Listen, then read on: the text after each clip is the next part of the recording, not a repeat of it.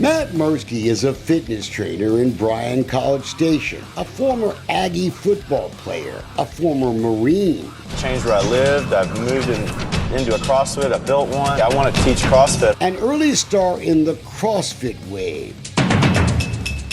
Featured in this documentary about the mettle it must take to work out like this. The commitment. What standards? There are no fucking standards. But none of that training prepared Matt for the smackdown he would get in a Brazos County family courtroom. And I get zero respect in the court whatsoever. Zero. We weren't shocked. We've gotten complaints about Judge Wendy Hensling for years. Another prime example of a problem Texas legislators must fix. An unelected judge who gets to control a family's destiny. Who could forget the time she called a parent in a custody hearing a dickhead just because he drove a Corvette? Seriously. Driving a Corvette, yeah, dickhead. How you feel? At least she then showed her disdain for both parents after they had left her courtroom. She's real sweet. Absolutely, I wanted to throat punch both of them. And I didn't have a big enough brain. This one's too flat. It was a rare chance to get audio from inside a Texas courtroom. And it's that very same lion's den that Matt Mersky entered in September of 2021. I mean, it's like watching a train wreck. Before we let you hear the train go off the tracks, let's tell you more about this tale of family injustice. Matt and Leah were married in 2014, had their first child the next year, and that's when Matt says everything started going wrong. He complained about credit card spending. There were allegations of domestic abuse. Matt has a picture of a bite mark on his chest, but no police reports were filed. Repeated violence in the home, being hit in the face, my life of living on the couch in my marriage. Matt says he knew he had to have a divorce in 2020, the height of the pandemic. The second time she ran up my credit cards, after I'd already borrowed from her parents to pay it off the first time, I said, that's it, no more, I'm not pulling any more debt for you. The business at his Body Lab gym was all but non-existent now. His only real income, he says, coming from COVID loans for struggling small businesses. So Matt says he went to Leah's attorney, Amy Banks, and asked her to mediate a quickie divorce. I think we can be agreeable. We want to be best things for the kids. And Amy Banks said, oh no, that's not how we do this. We're going to go to court. Of course, that's how family lawyers billing by the hour make the most money. In a long, dragged-out fight, Banks ignored our letter to interview, and Leah, well, she wasn't interested either. I have nothing to say to y'all. If you want to ask any questions, everything is documented in court. Matt had called 911 weeks before the hearing, claiming Leah was creating a scene at his gym. Yes, can I get a police officer sent out to my business? I'm afraid of some, violence. My wife, who I'm in the middle of a divorce with, is saying that she's sitting up here and pretty much slandering me and doing everything that we're not allowed to do. I need her removed from the premises.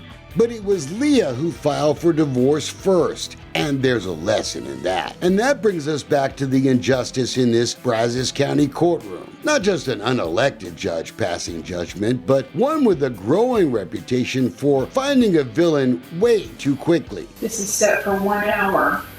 So that will be 30 minutes for each side, open, close, direct, cross, and all exhibits. Only 1 hour to argue about years of trouble before a judge that wasn't only deciding on child support for 3 little kids, but how much money Matt's wife would get paid in temporary spousal support until the divorce was final. We know from the transcript that Leah was on the witness stand for 40 minutes. I'm going to say this once. I want this to go like Santa Claus, live being quick.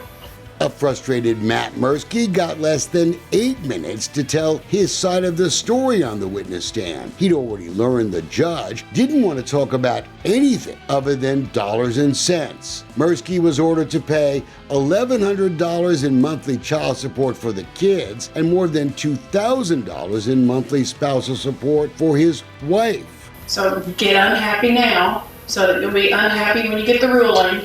And you can just get happy afterwards, okay? It wasn't as much as she wanted, but the judge had totally ignored Matt's claims that his personal training business was now actually losing money every month in the wake of the pandemic. The judge had a fix for that too. Reduce your expenses and make more money. Easy for the judge to say that, but I don't know. It sure sounds pretty damn rude to us, although I am thinking of another word too. Pick up 17 more clients by the end of the day and get a second job.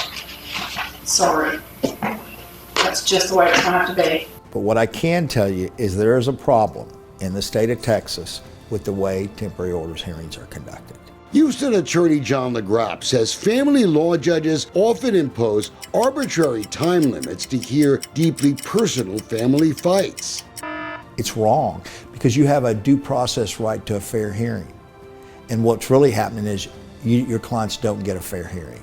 It's basically a rush to judgment. If I don't pay this back spousal support, it was more than I'm making at the time, then I go to jail. I'm like, how do I get that ruling? Well, this may tell us why.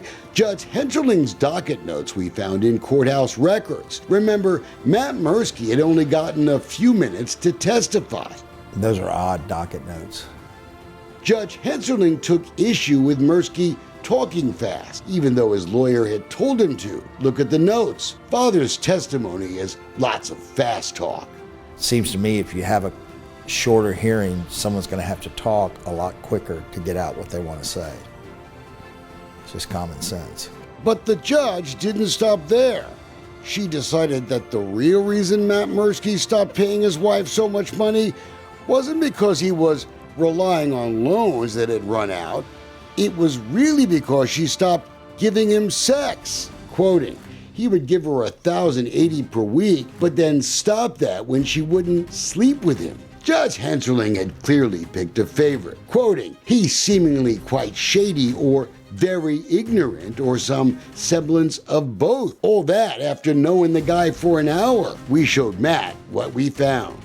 I thought it was awful. It's like I'd never had a fighting chance. Matt filed for bankruptcy a month later. During the Chapter 13 case, temporary orders kept being extended. He fought every step of the way not to pay his now ex-wife, who he said had no involvement in a business he started long before they were married. What I would like to do is get my side heard. For good faith, I was at the top of what I was doing at the time. And I got saddled with an albatross that has intentionally done this to sink herself onto somebody and make me the fall guy for her and get a payoff for the rest of her life. To bolster his claim, Matt even found eyewitnesses to that trespassing complaint he filed. One of them called his now ex-wife, quote, unhinged. He deserves better than what he's gotten. And I feel that the ruling that she gave is what's causing his life to be such a mess. But it turned out the two eyewitnesses were neighbors to Judge Hensling, and so she decided to recuse herself. It took almost 2 years for the Mersky divorce to be finalized, and those monthly payments to his wife finally ended. That's because of another weird quirk in Texas law. If you're married less than 10 years, like Matt was, you don't have to pay spousal support when your divorce is finalized. Family lawyers know that. It's an incentive lawyers tell us to keep the temporary rulings in place. The problem is that can be ripe for abuse because what happens is since the spouse that's receiving the spousal support knows when the case is over, they're not going to get alimony. They have an incentive to drag out the case as long as they can, and therefore they can collect as much spousal support. And so it drags the case out sometimes for years and years. And it's another example of a family court system built on making lawyers a lot of money no matter what. And like Judge Hensling, the new judge in the case didn't seem to want to talk about the trauma of the Mersky marriage either, claiming Matt was, quote, intentionally underemployed. Matt believes Judge Hensling's courthouse notes poisoned the system against him. And now he owes $67,000 in back spousal support that is past due. He has closed his gym, moved in with his dad, still fighting. I can't start a new lease. I can't start a new gym. I can't go get an apartment or get on my feet. I can't do anything where I'm looking over my shoulder every day like I'm going to go to jail for 6 months.